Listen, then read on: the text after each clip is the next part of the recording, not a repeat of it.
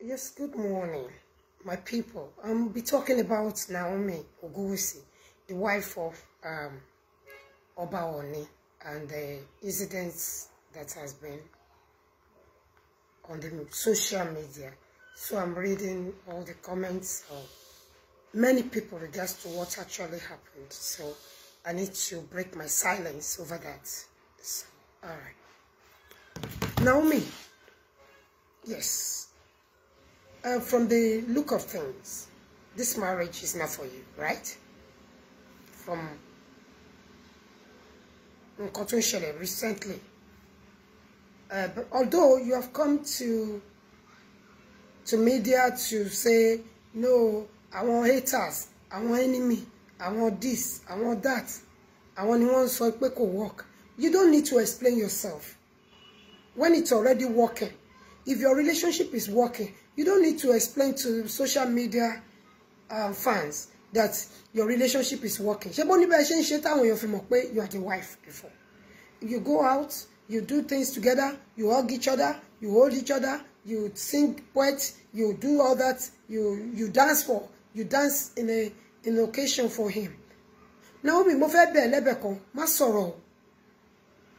Ẹ̀bẹ̀ tí mo fẹ́ bẹ̀ ni pé, don't speak. Don't speak. You are not obliged to say anything. All right? Ó ti rọ́kọ kúnlẹ̀ tẹ́lẹ̀tẹ́lẹ̀ kó tó lọ gbé ọ̀gẹ̀dẹ̀ sí. Kó tó lọ gbé ẹ̀pà sí, sorry. You said God told you this man it was going to be your husband. Ìwọ lórí prophecy tó lọ mú bá máa yìí. He doesn't see anything. Before he decided to tune in to whatever God has said to him. Ìwọ ló ní right láti ló ní gbogbo authority láti maintain the prophecy tó ìwọ rí tó ń ò rí tí ọba ò ní ò rí. O understand? Ìwọ ló ní láti manage ẹ̀ fún torí pé wọ́n ló lọ sọ́hun tó tọ̀ ń bọ̀. Ìgbà tó ń bọ̀ sílé ọba, ó kó ìyá ẹ̀, siblings ẹ̀, ó kó gbogbo wọn dání. Ẹ wá form team. Prophecy oríṣiríṣi máa jáde against àwọn teams tó ti wà pẹ̀lú ọba tẹ́lẹ̀ and other things. Àwọn àbúrò ẹ̀ yẹn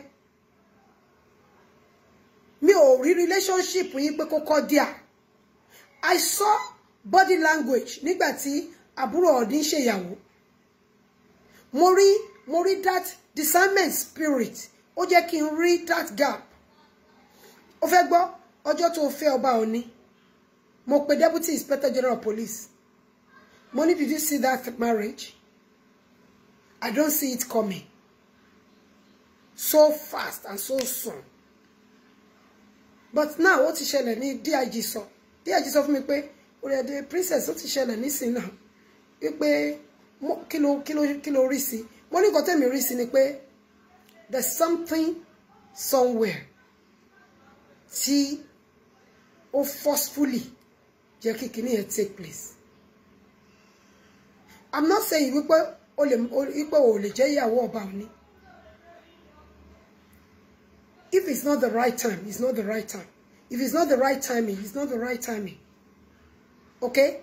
But nǹkan tí mo ń try láti sọ ni wípé ó wá as a prophetess, as a minister, as a what? Deborah in the Bible, she was a prophetess. À ń rí iṣẹ́ ọwọ́ ẹ̀. Èmi ilé tí mo kọ́kọ́ gbé ní London. Ṣọ́rẹ́ mi ò kì sọ pé prophetess ni mi, bẹ̀ gbogbo àwọn èèyàn tó mọ̀ mí. Wọ́n mọ̀ pé mo máa ń rí, mo dẹ̀ máa ń gbọ́. Mo máa rí nǹkan, mo dẹ̀ máa gbọ́ ohùn. Ṣé wọ́n máa ń gbọ́, ṣé o máa ń rí? Ilé tí mo kọ́kọ́ gbé ní London, ilé àwọn tó ń ṣe Hindu ní Asian ni wọ́n, Asian ni gbogbo wọn. Àwọn Indian mọ́ kíní gbogbo wọn náà ń gbé bẹ̀ Mauritius. Hindu náà ń bọ̀. Gbà tí wọ́n kọ́ sọ pé àgbélé yẹn láti Edmonton lọ sí Tottenham. Mo ní èmi ò ní ìgbà tó tí mo ti gbọ́ pé Hindu ni wọ́n, ọkọ mi sọ fún mi. My late husband sọ fún mi pé Hindu ni wọ́n. Mo ní mi ò ní lọ. Ìgbà tó yá Spirit of God sọ pé kí n lọ síbẹ̀. Mo dẹ̀ lọ síbẹ̀. Ìgbà tí wọ́n ní problem. Tí problem wọ́n dé, mo ní kàn pé Hindu. Hindu ò lè ṣe. Wọ́n ní kàn pé Hindu, kàn pé Hindu, kàn pé Hindu, wọ́n pé Hindu. Mo ní tí Hindu bá fún yín solution. Mo lè mi náà tẹ̀lé yín lọ sí Hindu. mo ní tá ìbá pé ní ìtọ́ tí ò bá dá yín lóhùn èmi á pé Ọlọ́run tèmi mọ̀ tó bá fún wa ní solution ẹ tẹ̀lé mi lọ lẹ́ni gbogbo ti di pastor. Pastor Vin is on my line, is on this video today. They are all converted from Hindu to Christianity. Why? Because they saw prophecy coming out. Naomi, mélòó ni ọ̀rọ̀ tó sọ tó ṣẹ ní ara ọba? That's the question I will be asking you as a prophetess. Your job, you don't need anybody to follow you there. To bá jẹ́ true prophetess of God. I don't need gbogbo ìjà tí mo jà gbogbo nǹkan tí mo ní láyé mi. One woman squad ni mí. My God is strong enough. Àwọn èèyàn kóra àwọn jọ ní púpọ̀. But tí mo bá yọ sí ibì kan ní ẹ̀kan, wọn kì í gbàgbé mi láíláí. Jẹ́ kí n sọ fún ẹ àwọn ìrìn àjò kéékèèké tèmi ti rìn. Hello? Jẹ́ kí mi sọ fún ẹ. There was a time tí ìkọ̀kọ̀ ń ṣẹlẹ̀ sí ọba Abẹ́pà. Ṣóǹgbọ́. Ìtàmì ẹ iṣẹ́ ló dàbí pé kábíyèsí ọmọ ò wá sí throne. Mo wá sọ fún kábíyèsí lọ́jọ́ kan mo ní ṣó fẹ́ rí ọmọ ẹ̀. Má jẹ́ kó rí ọmọ ẹ̀ kábíyèsí, má jẹ́ kẹ́ rí ọmọ yín. Mo ní between so day and so day kábíyèsí you will see your child. Abẹ́fẹ́ gbọ́ ìgbà tí ó di ọjọ́ yẹn kábíyèsí pè mí ní láti Nàìjíríà wípé òun rí ọmọ òun pé àwọn ọba kan wá kí òun wípé òun wá ń sin àwọn ọba yẹn ó lóun rọmọ yẹn ń sá pamọ́ káàkiri inú ilé kò tí ì kú o ọba yóò tí ì kú o tí mò ń sọ yìí o ọba tó jókòó sórí ìtẹ́ àwọn baba ńlá tèmi nìyẹn o go and ask àfi tó bá máa parọ́ ṣé o pé irọ́ ó free irọ́ òun ló ṣìpù jù láyé anybody tó lè mú anywhere. Kábíyèsí ní case kan some time ago ní court wọ́n ti fa kéètì many years ìgbà tí mo step into that case yẹn tán ó favour ẹ pé ọba Abẹ́pà kó sọ pé mo parọ́.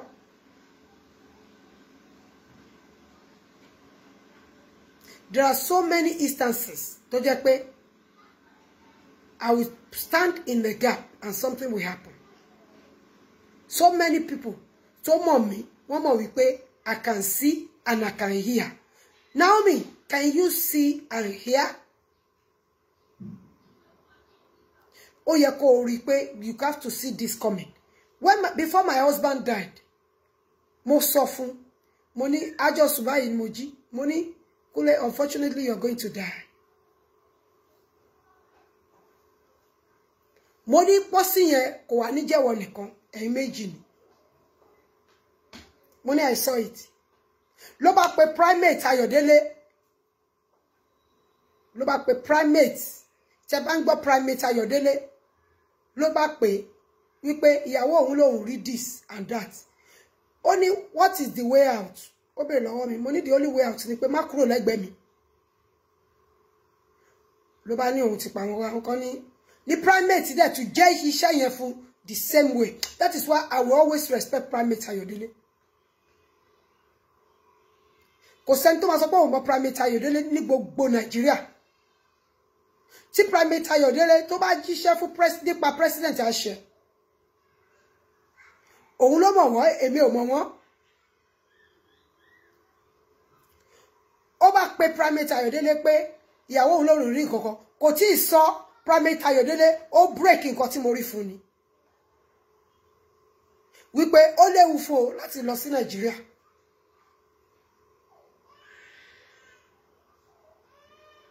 Ó ní nǹkan tí ìyàwó ẹ sọ fún yẹn, ó ní it is true. Ká má fọ̀rọ̀ gùn. Ó wá sí Nàìjíríà 6 weeks after ló kú òun àtàbúrò ẹ̀ pọ̀ sí méjì exactly bí mo ṣe rí. Mo ní Kúnlé ọjọ́ tó bá kú tí ó bá bọ́ta nínú ara ẹ̀ èmi ló máa kọ́kọ́ rántí.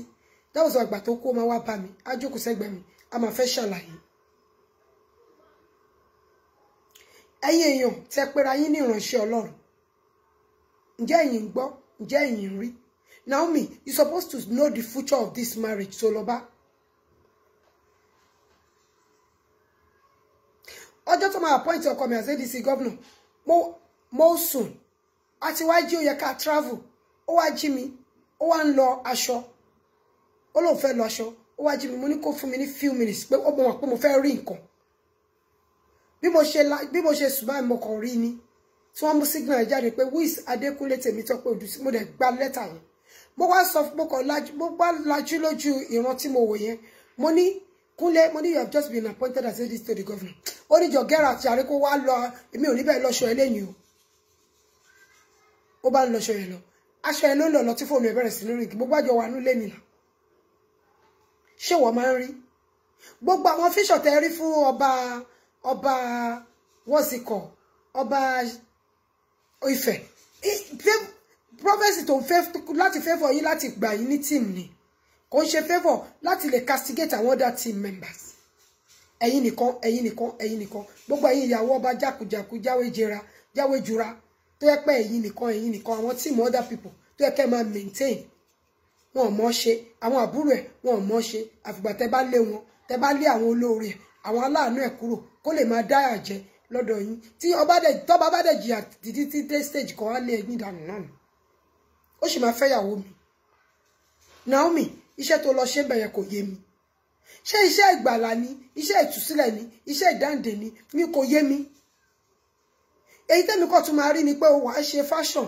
wà á dress wà á máa ṣe báyìí àwa tí wọ́n là lè pọ́dún kan àwa lélẹ̀ do you need that as a prophetess do you need that well ọmọdé sì ni òṣì young ó ṣẹ̀ṣẹ̀ lọ ní ó tí ì lọ kó padà rí òṣì young àwọn tó tẹ̀lé ẹ tí ó jẹ́ pé wọ́n ti tara wọn ni wọ́n wá lọ àwọn ló yẹ kí n máa bá sọ̀rọ̀ báyìí wọ́n help relationship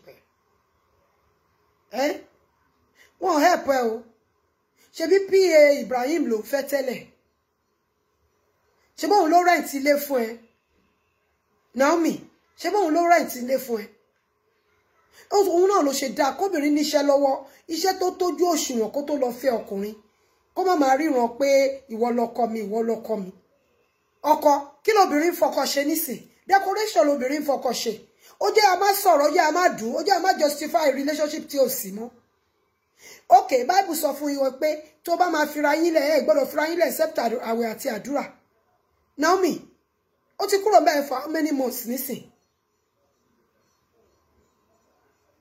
gbogbo àwọn expectation yín ṣọ́lọ́run sọ pé ó máa kọ́lé fún ó máa kọ́ shopping mall fún ẹ tó fi wà disappointed pé kábíyèsí ò kọ́ shopping mall fún ẹ ṣó wà ní prophecy ni torí vision torí sí ọba ọkùnrin ò ṣe gbé sápò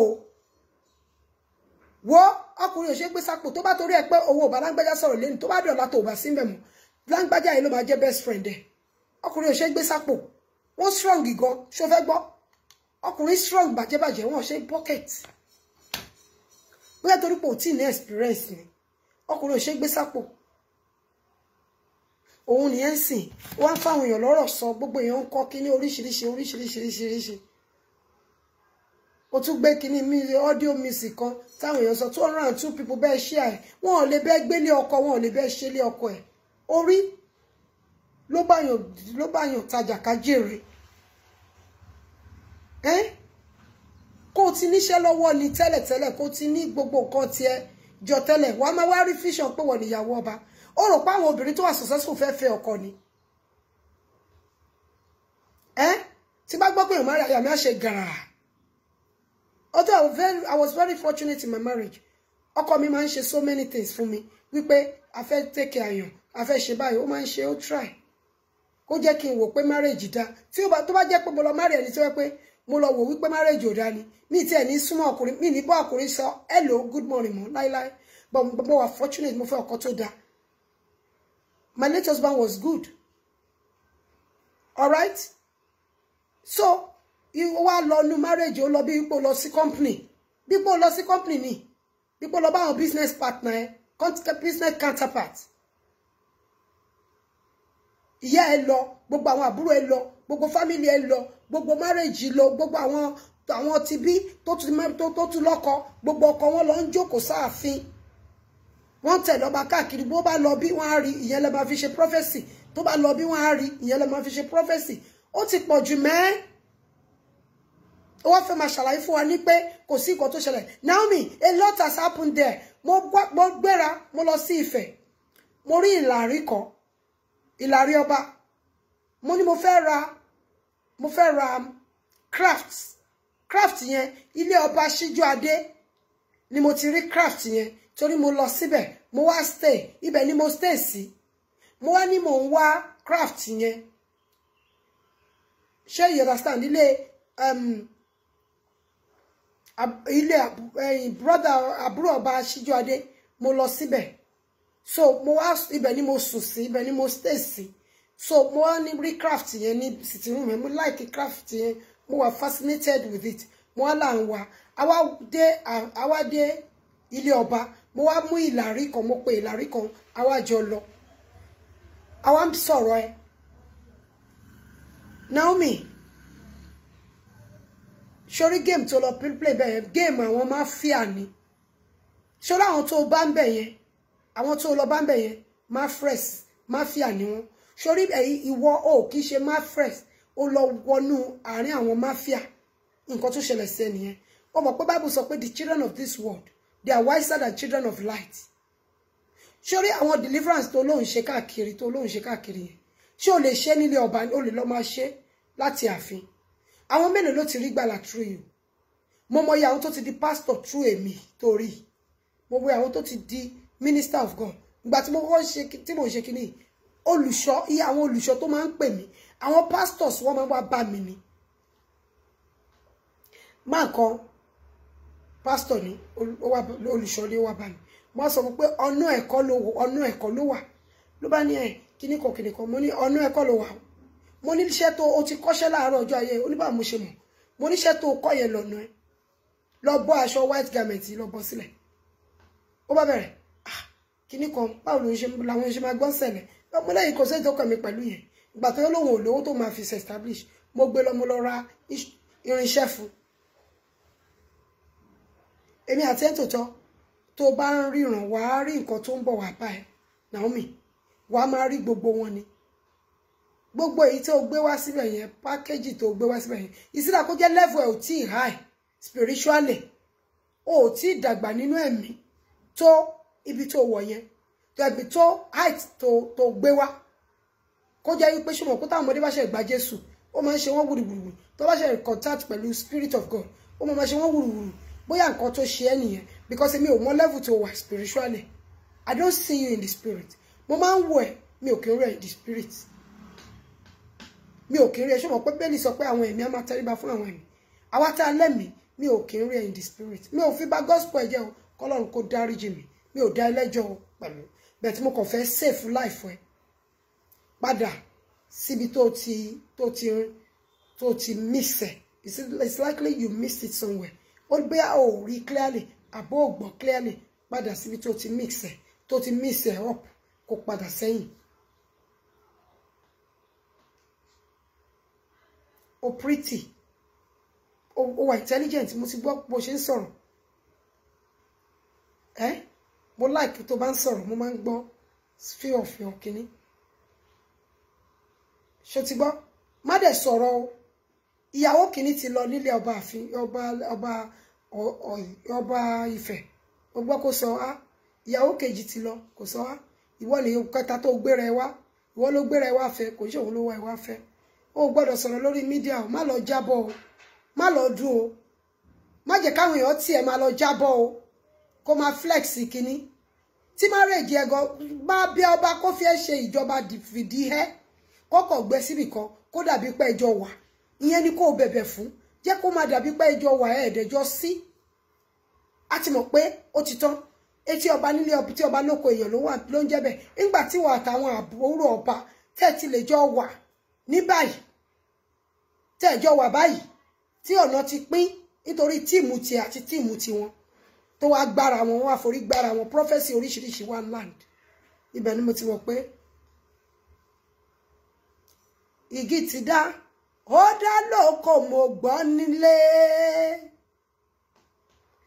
àrá sán lókè ọ̀run àti gbọ́ lórí ilẹ̀ ọ̀nà omi o igi dá ó dá lóko àgbọ́ nílé ẹ̀yin ìyàwó ọba jákujàku gbogbo tí giyin bá dá láàfin èmi orí ọdẹ ọjà máa gbọ́ nílé ibi ilé mi níbikíbi tí mo bá wà